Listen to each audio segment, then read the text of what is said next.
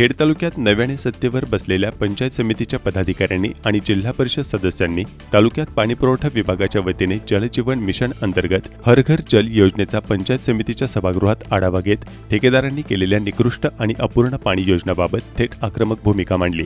अखेर जलजीवन मिशनची कामे करणाऱ्या ठेकेदारांनी आपली बाजू मांडत याबाबतचे निवेदन सहाय्यक गटविकास अधिकारी सुनील भोईर यांना दिले।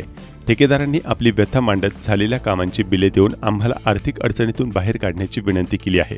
खेड तालुक्यात 158 गावांतून 71 ठेकेदारांनी कामे केल्याची बाब समोर आली आहे।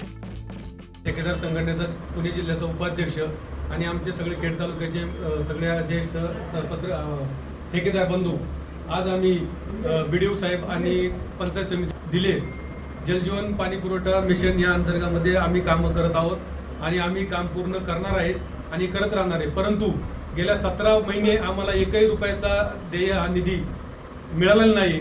त्यामुळे ठेकेदाराला कुठल्याही पद्धतीने यांनी जबरदस्ती करू नये काम करण्यासाठी, एवढंच आम्ही जास्त सांगणार नाही आणि हे आम्हाला पैसे लवकर मिळावा हीच आमची नम्रतेची विनंती राहणार आहे शासनाला। आणि शासनाने जर लवकर नाही पैसे दिलं तर पुढचं आमचं खूप मोठं आंदोलन आम्ही 100% जिल्ह्याच्या वतीने तालुक्याच्या वतीने करणार एवढी ग्राही देतो।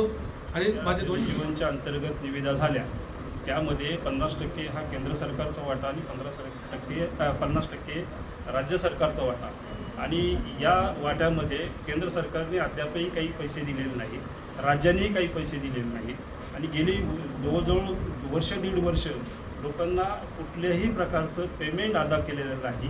त्याच्यामुळे इतकी आर्थिक परिस्थिती कंत्राटदारांची बिकट झालेली आहे।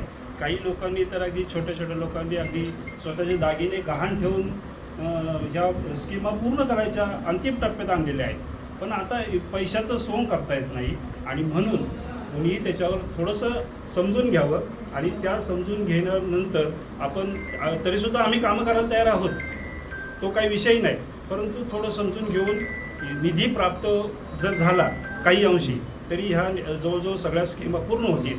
मला वाटतं आजही आपल्या 80% स्कीमा जवळजवळ आहेत, पूर्ण आहेत, काही लोकांच्या जवळजवळ पूर्ण आहे, पण पैशाच्या अडचणीमुळं खूप मोठं हे जे आहे ते निर्माण झालेलं आहे, आर्थिक संकट आमच्यावर निर्माण झालेलं आहे आणि ते आर्थिक संकट थोडक्या दिवसामध्ये या पदाधिकाऱ्यांनी आमचा विचार करून ते करावं हीच विनंती।